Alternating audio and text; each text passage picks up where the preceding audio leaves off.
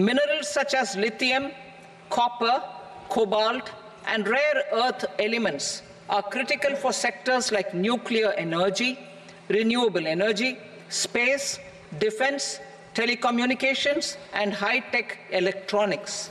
I propose to fully exempt customs duties on 25 critical minerals and reduce BCD on 2 of them. This will provide a major fillip to the processing and refining of such minerals and help secure their availability for these strategic and important sectors. Solar energy.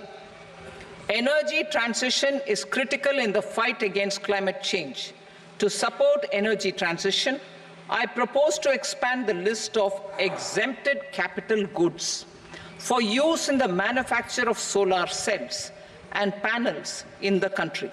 Further, in view of sufficient domestic manufacturing capacity of solar gas, glass, and tinned copper interconnect, I propose not to extend the exemption of custom duties provided to them.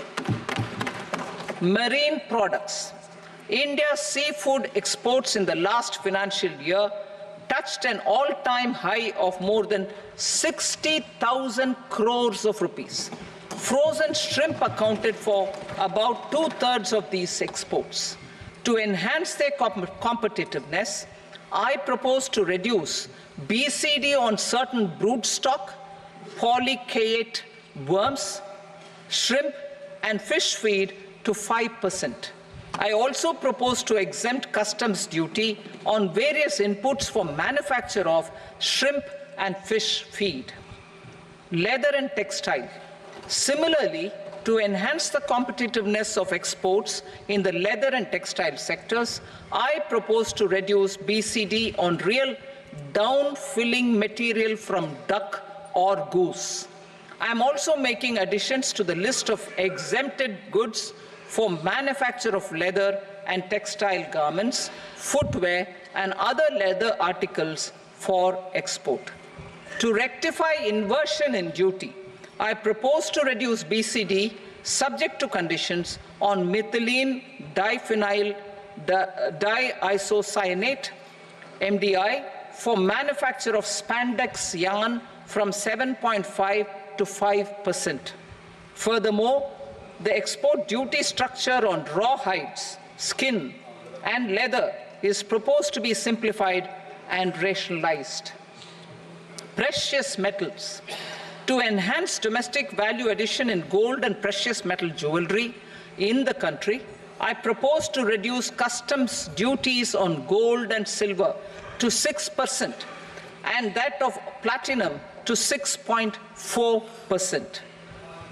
Other metals. Steel and copper are important raw materials. To reduce their cost of production, I propose to remove the BCD on ferronickel and blister copper.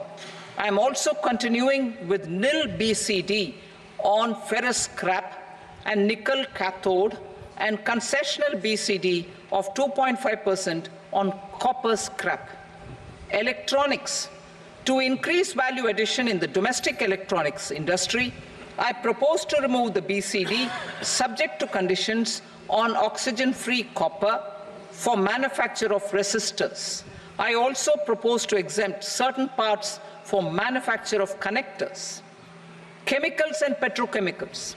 To support existing and new capacities, I propose to increase the BCD on ammonium nitrate from 7.5% to 10%. Plastics. PVC flex banners are non-biodegradable and hazardous for environment and health. To curb their imports, I propose to raise the BCD on them from 10 to 25%. Telecommunication equipment. To incentivize domestic manufacturing, I propose to increase the BCD from 10 to 15% on PCBA of specified telecom equipment. Trade facilitation. To promote domestic aviation and boat and ship MRO, I propose to extend the period for export of goods imported for repairs from 6 months to 1 year. I'll read that again. To promote domestic aviation and boat and ship maintenance, repair and operations, I propose to extend the period for export of goods imported for repairs from 6 months to 1 year. In the same vein, I propose to extend the time limit for re-import of goods for repairs under warranty from 3 to 5 years. I now move to direct taxes. We will continue our efforts to simplify taxes, improve taxpayer services, provide tax certainty, and reduce litigation while enhancing revenues for funding the development and welfare schemes of the government. It has been our endeavor to simplify taxation. We have taken a number of measures in the last few years, including introduction of simplified tax regimes without exemptions and deductions for corporate tax and for personal income tax. This has been appreciated by taxpayers. 58% of corporate tax came from the simplified tax regime in the financial year 22-23. Similarly, as per data available till now, for the last fiscal, more than 2/3 have availed the new personal income tax regime. Comprehensive review of the Income Tax Act. I am now announcing a comprehensive review of the Income Tax Act 1961. The purpose is to make the Act concise, lucid, easy to read and understand. This will reduce disputes and litigation, thereby providing tax certainty to the taxpayers. I will also bring down the demand embroiled in litigation. It is proposed to be completed in 6 months. A beginning is being made in the finance bill by simplifying the tax regime for charities, tedious rate structures, provisions of reassessment and such provisions, and capital gains taxation. Simplification for charities and tedious. Two tax exemption regimes. The two tax exemption regimes for charities are proposed to be merged into one. The 5% tedious rate on many payments is being merged into the 2% tedious rate, and the 20% tedious rate on repurchase of units by mutual funds or UTI is being withdrawn. Tedious rate on e-commerce operators is proposed to be reduced from 1 to 0.1%. Moreover, credit of TCS is proposed to be given in the TDS to be deducted on salary. Further, I propose to decriminalize delay up to the due date of filing statement for the same. I also plan to provide a standard operating procedure for tedious defaults and simplify and rationalize the compounding guidelines for such defaults. Simplification of reassessment. I propose to thoroughly simplify the provisions for reopening and reassessment.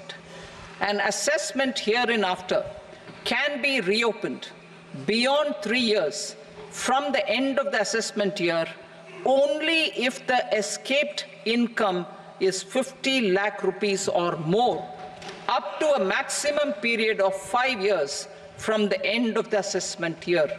Even in such cases, a time limit of 6 years before the year of the search, as against the existing time limit of 10 years, is being proposed. This will reduce tax uncertainty and disputes. Simplification and rationalization of capital gains. Capital gains taxation is also proposed to be hugely simplified.